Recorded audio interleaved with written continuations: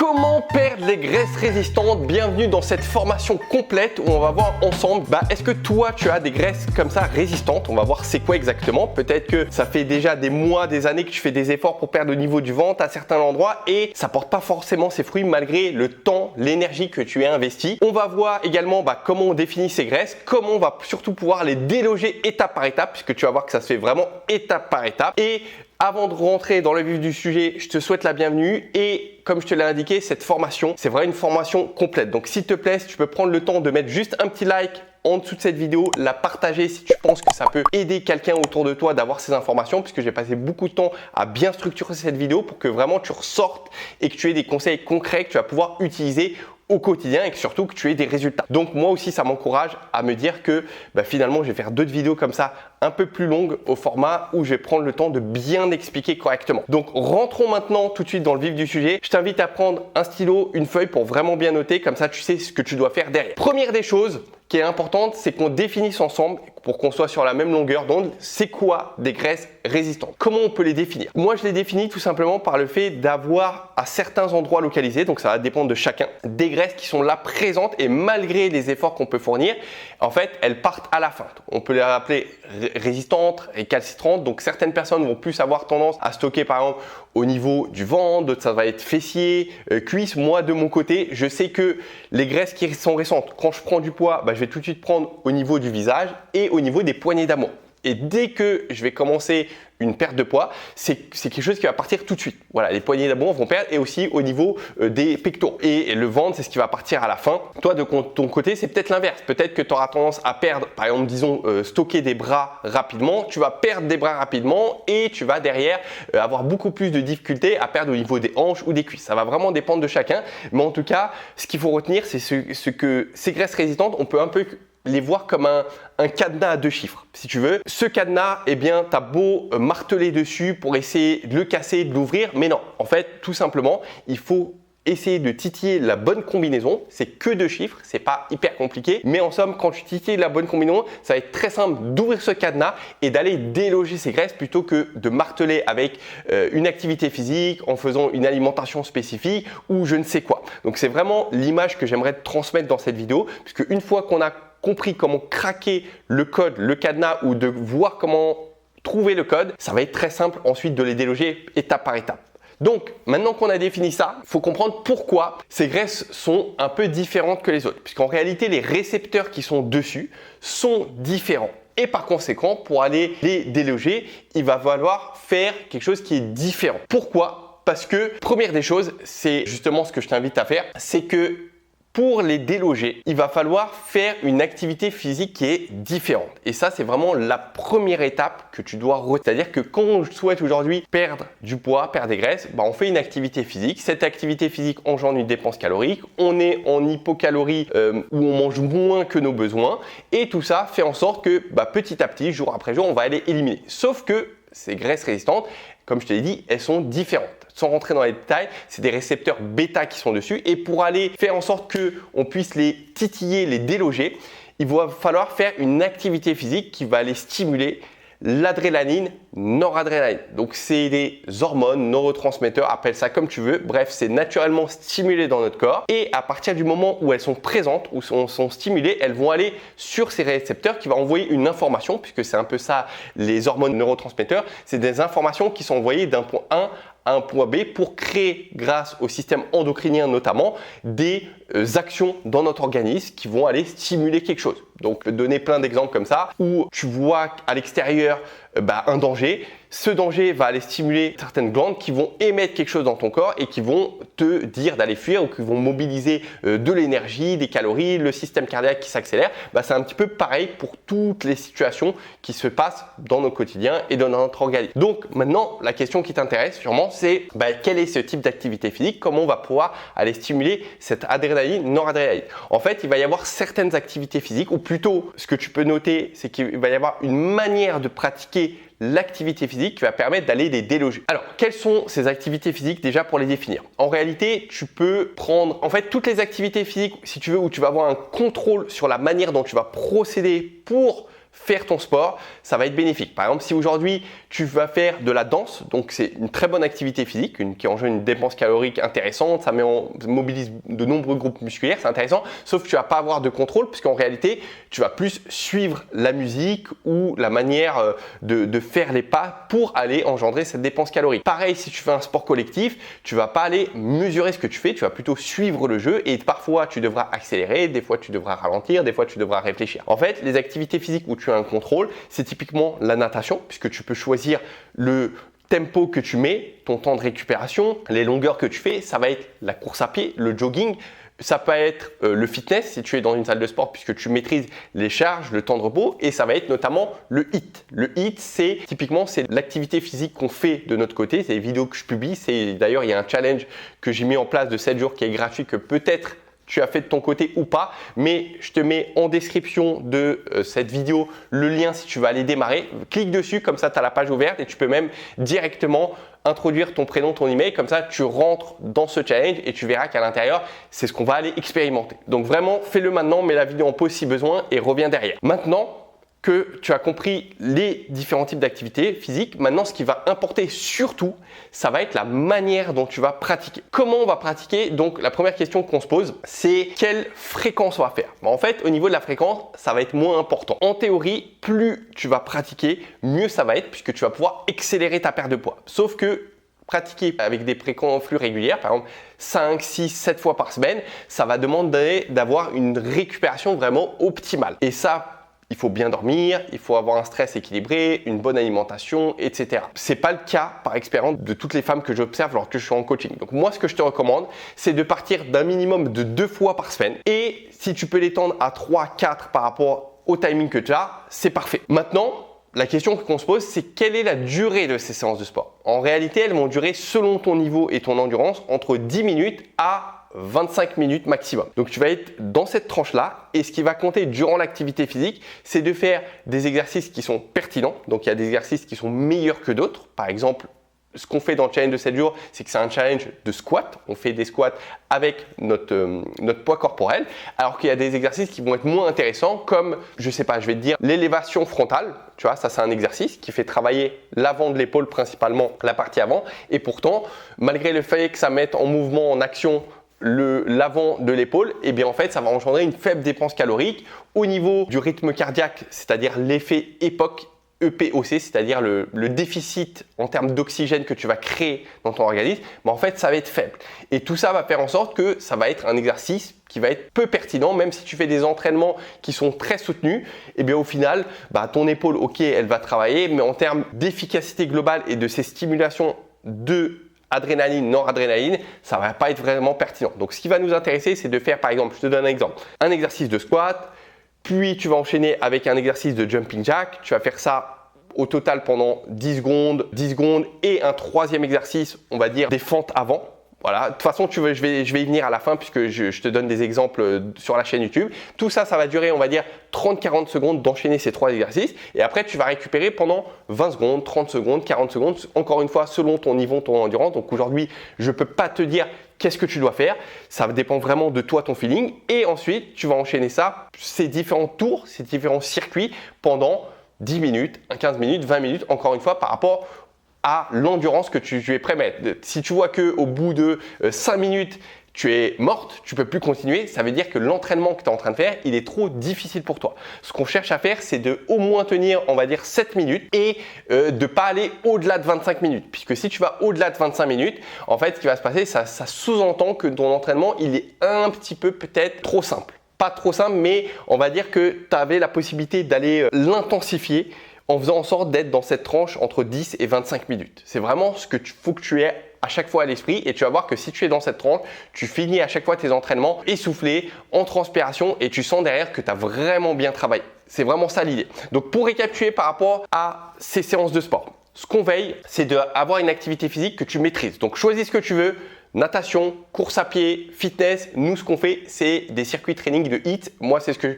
je préfère parce que ça se fait très rapidement. Alors qu'en salle de sport, il faut s'y rendre, il faut faire sa séance, il faut revenir et j'en passe. Et en plus, il faut respecter un certain nombre de minutes de récupération, donc c'est un petit peu délicat. Et en plus, il y a des charges, il faut connaître comment pratiquer. Alors que là, tu fais ça à la maison avec ton poids de corps, tu as plein d'exercices qui sont disponibles. Donc ça c'est la première des choses. Deuxième, on veille à choisir des exercices qui vont être pertinents.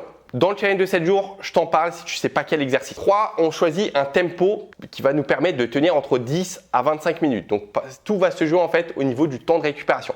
Tu vas voir que plus tu prends un temps de récupération court, plus ça va être intensif. Si par exemple, tu prends 20 secondes de temps de récup, c'est vraiment un bon niveau. Si tu prends 30, 40, ça va. 1 minute, c'est peut-être même un petit peu trop. Et tu as ton activité physique que tu fais 2 fois par semaine, 3 fois par semaine quand tu veux pendant 10, 15, 20 minutes. Tout le monde peut le faire, tu peux trouver le temps. Ça, c'est la première des choses qui va nous permettre de déloger ces graisses corporelles. Et c'est là que c'est intéressant, c'est que c'est pas parce que ces graisses sont allées déloger en fait de leur stock, du tissu où elles sont là depuis des mois, des années, voire même des décennies, qu'elles sont perdues. Non, elles sont juste en libre circulation dans ton sang pendant un certain laps de temps. Parce qu'il faut savoir que quand on fait ce type d'activité physique, ce qui nous intéresse, ce n'est pas le nombre de calories qui sont brûlées pendant le sport, puisqu'en fait, pendant le sport, il n'y a pas énormément de calories qui vont être brûlées. C'est parce qu'il y a eu un déficit en termes d'oxygène que pendant les 24, 48 à 72 heures, eh bien, ton corps continue de récupérer, il continue d'aller dépenser des calories et c'est vraiment ça qui nous intéresse. Et pendant que ton organisme travaille dans ce sens-là, nous, ce qu'on va faire, c'est qu'on va passer à la deuxième étape. Cette deuxième étape, c'est tout simplement avoir l'alimentation adaptée là où tu en es par rapport à ton objectif. Donc l'alimentation va être différente selon si tu as à perdre plus de 10 kg ou moins de 10 kg. Je ne vais pas rentrer dans les détails, mais si tu veux, pour faire un menu qui va être adapté, il y aura des subtilités qui seront différentes, notamment au niveau de la quantité d'alimentation que tu vas apporter par rapport au déficit calorique. Peu importe, ce qu'il faut que tu retiennes, surtout dans cette vidéo, c'est que sans rentrer dans les détails, parce que évidemment, je ne pourrais pas te faire un menu personnalisé comme ça à distance puisque je ne connais pas ton contexte, mais une alimentation adaptée, ça veut dire quoi? Ça veut dire tout simplement avoir un déficit calorique qui va être maîtrisé. Ce qu'on cherche, c'est d'avoir un déficit calorique, on va dire, entre moins 10 à moins 40%, vraiment, on va dire le maximum dans certains contextes. Donc, je te donne un exemple. Si aujourd'hui, tes besoins caloriques, ils sont de 2000, d'accord? C'est ce que tu as besoin pour vivre correctement, c'est 2000 calories par rapport à ton activité physique, ton poids, ton taux de graisse corporelle, etc. Ce chiffre, il t'est propre à toi. Donc, le déficit calorique de moins 40%, c'est-à-dire qu'on pourra diminuer jusqu'à 1200 calories, mais c'est vraiment le chiffre butoir, on va pas aller plus bas. Mais généralement, ce qu'on va faire, c'est qu'on va aller viser, on va dire moins 20%, c'est-à-dire qu'on va aller à 1600 calories, donc il y aura un déficit de 400 calories. Ça veut dire que là, on offre à ton organisme un environnement propice pour qu'il puisse aller éliminer. Première étape, on est en déficit calorique. Ça ne fait pas tout. Ça, c'est important de le comprendre puisque je vois beaucoup de personnes qui vont ne jurer que par les calories. Les calories, ça ne fait pas tout. C'est, on va dire, une donnée qui va aller faire en sorte qu'on va aller augmenter nos chances de perdre. Deuxième des facteurs, ça va être la répartition de tes protéines, glucides et lipides dans ton alimentation. Alors, comment faire? C'est là que ça joue justement par rapport au fait si tu as un objectif de plus de 10 kg ou de moins de 10 kg à perdre. On va veiller, ça je vais te donner des principes globaux, comme tu le sais, je le répète souvent sur la chaîne, à avoir une assiette complète. Je mets des protéines dans mon assiette, une part de fruits et ou légumes, des glucides de manière maîtrisée, donc on ne va pas les supprimer complètement, on va les apporter puisqu'elles sont nécessaires pour booster tes hormones brûle-graisse, pour faire en sorte que tu aies une bonne activité physique. Parce que si tu n'apportes pas ces glucides, ce qui va se passer, c'est que ok, sur le court terme, au bout de 2, 3, 4 jours, tu vas avoir des très beaux résultats. Sauf que sur le moyen terme, au bout de 1 semaine, 2 semaines, tu vas te rendre compte à quel point ton activité physique, elle est plus si pertinente que ça et elle va pas pouvoir déloger adrénaline, noradrénaline. Et comme je t'ai dit, c'est la première étape qui est la plus importante, c'est qu'on va les déloger et ensuite, grâce à l'alimentation, on va pouvoir oxyder tout ça. Ça va être perdu définitivement. C'est ça qui nous intéresse. Donc, garder cette part de glucides et finalement apporter une part de bonne graisse. Et une fois que tu as ça en quantité suffisante dans ton alimentation, eh bien, c'est là que ça va aller brûler heure après heure, jour après jour, repas après repas. Et là, tu n'as pas de meilleure formule que ça. Souvent, ce que j'observe, c'est que les filles vont aller se focaliser sur ces petits détails. Est-ce que je dois prendre un petit déjeuner? Est-ce que je dois prendre de l'eau avec du citron le matin, quelle quantité d'eau je dois prendre. Donc tout ça, c'est des informations qui sont pertinentes, mais intuitivement, on sait ce qui est sain, ce qui est moins sain. Tu as beaucoup plus à gagner, à vraiment te focaliser, à faire un bon sport, une bonne alimentation par rapport à toi, que d'aller voir tous les petits détails, prendre des petits compléments alimentaires à droite à gauche, manger plus le soir, manger moins le soir, ça c'est peu importe. Ok, c'est beaucoup au niveau, si on devait classer de 1 à 20 ces facteurs, en haut, c'est ton activité physique, ton sport, vraiment les deux gros blocs qui vont être le plus importants. Et après, à la 10e, 15e position, il y a tous ces petits facteurs. Maintenant, troisième des choses que tu peux noter sur ta feuille, ça va être d'avoir le bon environnement. Qu'est-ce que je veux dire par ça? C'est que tu auras beau avoir une activité physique, si derrière ton métabolisme il est ralenti ou si peut-être tu as du stress ou du sommeil, tu vas voir que ça va te mettre pas mal de bâtons dans les roues dans ton avancée et dans l'évolution de ton objectif. Moi, je me souviens d'une anecdote où j'allais dans une salle de sport et donc il y a plus de 10 ans, je préparais des compétitions de fitness où je m'entraînais justement, je faisais des pertes de poids comme ça qui étaient vraiment très poussées. Et je me souviens que j'avais rencontré un coach sur lequel on discutait, il était à la salle de sport et il me disait que lui aussi il préparait des compétitions, donc il avait un niveau plus par rapport à moi, il faisait ça depuis des décennies et il me disait à quel point l'environnement, donc lui il me parlait d'environnement vis-à-vis du stress, à quel point c'était important puisqu'en fait quand il était dans une phase où il stressait, peu importe les facteurs, domaine pro ou perso, eh bien ça foutait en l'air son objectif puisque derrière ça impactait ses entraînements, son alimentation, des fois il avait tendance à craquer et surtout il faisait de la rétention d'eau et tout ça, ça remettait en cause son objectif, sa compétition. Donc nous on n'est pas là, mais il faut savoir que souvent c'est important de se poser la question, est-ce qu'aujourd'hui j'ai l'environnement favorable pour faire un mini-marathon pendant 1 mois, 2 mois? Parce que souvent, ce qui se passe, c'est que on va vouloir démarrer une perte de poids, on va se dire ça va être un sprint, j'y vais pendant 2 semaines à fond. Non, c'est pas comme ça que ça se passe. Il faut laisser le temps à ton organisme pour aller qu'il puisse éliminer correctement tes graisses corporelles, surtout les graisses résistantes. Il va laisser le temps, autant tu as mis des années, des décennies à stocker ça petit à petit, autant c'est pas en 2 semaines comme ça que ça va pouvoir être éliminé. Tu vois, donc il faut vraiment qu'on fasse les choses correctement. Et pour les faire correctement, il faut se dire dans ton esprit, ok, là j'ai 2 mois de libre. Ok, tu as tes occupations, tu as peut-être les enfants, tu as peut-être ton travail, ton mari, ton conjoint, les allers-retours, tes hobbies, mais tu sais que globalement, voilà, il n'y a pas de vacances qui vont perturber, quoique les vacances, ça peut même être bénéfique si c'est situé au milieu. Mais tu sais que voilà, globalement, il n'y a rien de bien particulier et tu sais que tu vas avoir le bon environnement et tu vas avoir du temps pour t'attarder dessus. Tu vas veiller à ce que ton métabolisme soit stable. Donc là, je ne vais pas l'évoquer cette partie-là puisque j'ai fait des vidéos à ce sujet. Si tu tapes Alcucovic sur la chaîne ou tu mets stagnation, tu vas trouver des vidéos dans ce sens-là. Mais ça, c'est vraiment une partie importante sur laquelle j'insiste. Comme ça, tu sais que tu vas pouvoir tenir pendant 1 mois, 2 mois, si ce n'est plus. Quatrième des choses, avoir confiance au temps. Et ça, c'est vraiment très important, note-le, parce que avoir confiance au temps, ça va être de relancer notamment ton métabolisme. C'est-à-dire que nous, ce qu'on fait, ton job, mon job, ça va être de suivre ces différentes étapes. Par moment, ce qui va se passer, c'est que tu vas voir qu'au bout de 2 semaines, eh bien, je comprends pas, je continue à faire les choses et ça bloque. Ça n'avance pas au niveau des centimètres, des kilos, rien ne semble avancer. Eh bien, il faut passer à une sorte de palier pour que derrière, comme un peu au-dessus de la montagne, tu es là, tu es en train d'aggraver et quand tu arrives au-dessus, là, tu vois la lumière et là, tu commences à redescendre et des fois, ça peut prendre 3-4 jours. Nous, notre job, c'est de suivre les différentes étapes. Les étapes, c'est quoi? Je répète.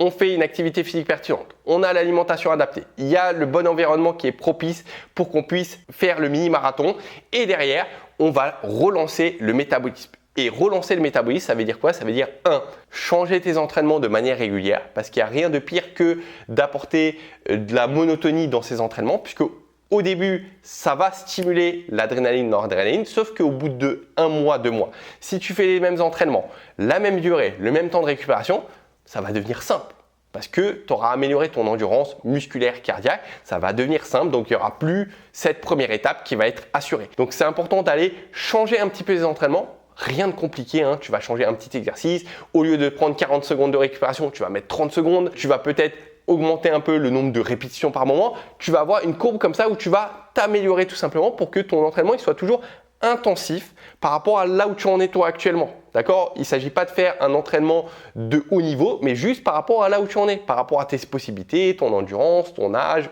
voilà. Et ça va être la première des choses pour aller relancer le métabolisme et pour ne pas avoir à stagner. Deuxième des choses, ça va être d'inclure dans tes semaines des journées de triche. Ça, j'en parle de manière régulière. Moi, c'est quelque chose qui me tient énormément à cœur. C'est le fait de tout simplement aller ajouter une fois par semaine une journée où tu vas être en excès calorique. Cet excès calorique, il ne va pas remettre en cause ta perte de poids. Au contraire, ça va être très bénéfique puisque ça va rebooster ton métabolisme et ça va permettre justement de pallier à la stagnation et de continuer pendant la semaine à aller brûler encore et toujours. Donc, je ne vais pas évoquer en long en large qu'est-ce que c'est que la journée de triche. Pareil, tu trouveras la vidéo sur YouTube. Tu tapes journée de triche Al Kukovic sur la chaîne. Tu vas trouver ce qu'il faut. En détail, je t'explique c'est quoi. Et en fait, ça, c'est les deux éléments, on va dire, principaux. Il y en a d'autres pour relancer le métabolisme, mais ça, c'est ton job de faire ça. Et tu vas voir qu'en suivant ce job, ces étapes, eh bien, au niveau des centimètres, ça va partir. Au niveau des kilos aussi, la rétention d'eau, les graisses qui sont localisées, les graisses résistantes, et on n'a plus qu'à continuer. Donc,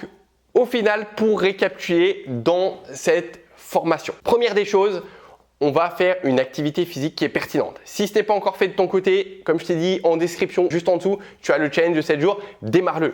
Tu vas atterrir sur une page, tu indiques ton prénom, ton email et directement tu as accès au jour numéro 1. Donc tu peux directement t'entraîner juste derrière pour aller reprendre une activité physique. Tu vas voir que tu as différents niveaux également. Le premier niveau, c'est si tu reprends. Tu vas voir, c'est plutôt simple. Et tu as le dernier niveau, tu vas voir, je te mets au défi de finir les 7 jours d'entraînement. Donc c'est 100% gratuit ce challenge, je le rappelle. Donc on va avoir l'activité physique qui va être pertinente pour aller déloger et on va veiller à avoir cette courbe où on va augmenter l'intensité jour après jour, semaine après semaine. Deuxième des choses, on va avoir l'alimentation adaptée.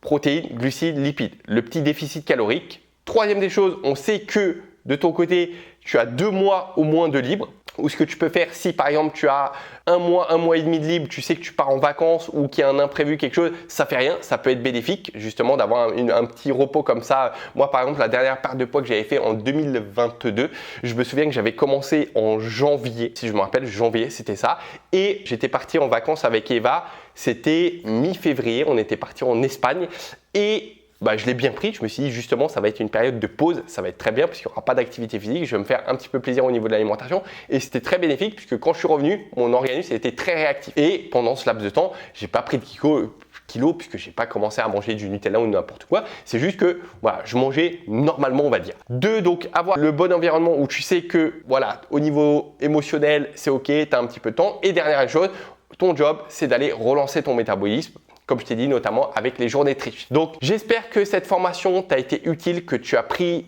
des notes et que tu vas surtout les appliquer par rapport à toi où tu en es. Il y a certains éléments que tu appliques déjà, d'autres où tu vas pouvoir les ajouter un petit peu dans ton quotidien pour aller un peu affiner ta perte de poids. Sur ce, n'oublie pas ma très chère, que ce soit dans ta vie ou dans ta perte de poids, on ne lâche rien et on se dit à très vite dans le challenge de 7 jours. Ciao!